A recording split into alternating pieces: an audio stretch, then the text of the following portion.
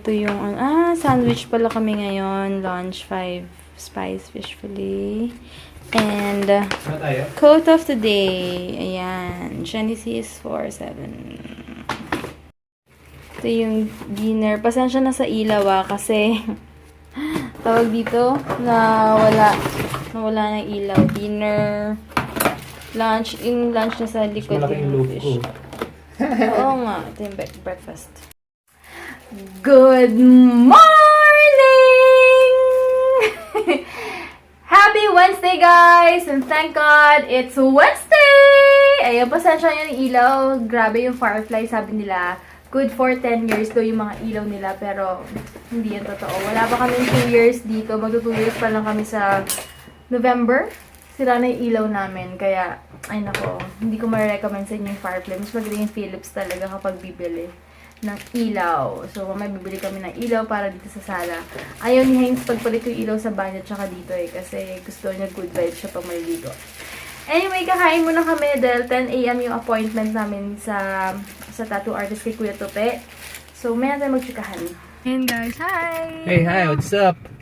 So, we're gonna go to Las Piñas, have our tats retouch. Ay, ako retouch. Siya brand new tattoo. Tapos, kasi this one, since 2010. Tapos, nung pinabit ko pa to, galing akong work no, night shift, puyat pa ako call center. So, hindi siya agad kumapit agad yung sabi naman ni Tupi dati nung artist na if ever na mag-fade, ibalik ko lang. Well, syempre nakakatamad pumunta, bumalik, etc. Maraming business, maraming ginagawa, busy, preoccupied. So, ngayon, since magpapagawa siya ng tat, rin ako. Sasabay ko na to, retouch. And it's free! Yeah, yung gumawa sa amin ng ganito, si BJ Villanueva. Sa akin hindi si BJ. Ay, yung isa. Ako sa akin si BJ Villanueva. Yun, yung si Tupe, medyo marami na siyang certificate. So, medyo tsaka dutdutan na siya. Nag-judge na siya sa dutdutan. Medyo mataas yung rate niya compare sa isa. Pero pinili ko pa rin yung isa kasi yung isa, sino yung isa? Si BJ. Sino ba natin gagawa sa'yo ngayon? Si Tupe. Hindi, dyan pa rin. Baka nasa taas na sila lumipat sa taas. Anyway, ayun nga. Ang tawag ito. Medyo mataas lang si Tupe ng 500 pesos. Pero pwede na kasi i-retouch din naman niya. Saka iba talaga kasi si Tupe. Magaling din talaga. Kaya yun, doon ako magpapagawa. Excited na ako kasi siya ulit din gagawa. Yun sa butterfly ko siya yun. Tapos yun lang. Kaya yun 2010, yung butterfly ko dapat hindi lang to 1.5 kasi ang daming colors. Pero hindi pa naman siya ganun kasikat nun. Sakto pa lang. Kaya medyo okay pa yung rate niya. Pero ngayon, medyo mataas-taas na. Sikat na siya. Pero okay lang. Anyway, excited na ako. Maramdaman ko na naman yung sakit. Alam niyo yun. Kaya, check natin. Check talaga natin. Sabi ni Hans, medyo masakit daw dito. Pero, ewan ko lang. Wala na. Gusto ko lang talaga yung ICA para pa nababad vibes ako. Or, syempre, sabi ko nga kagabi, pampalakas ko yung pampalimain sa akin na ako naman, sinasabi ni God. Pampalakas kapag nanghihina na ako. I can do all things through Christ who gives me strength. Ako naman, do not fear for I am with you. Kaya, sobrang, ano yun. Do not fear. Sige, iwan ka sa papatayin ko ilaw. Oy! Hindi mo ko matatakot ka. Ewan ko sa'yo.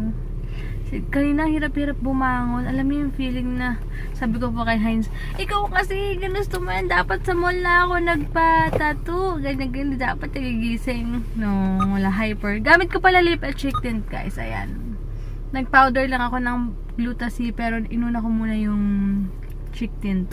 Tapos, ayun kanina, talagang sobrang antok pa. Alam yung pasarap pa lang tulog, biglang tumutog yung alarm nyo. Saka mabait si Kuya sa lunchbox type na delivery rider kasi pwede siyang sabihan na, Kuya, pwede bang 8:30 ganyan.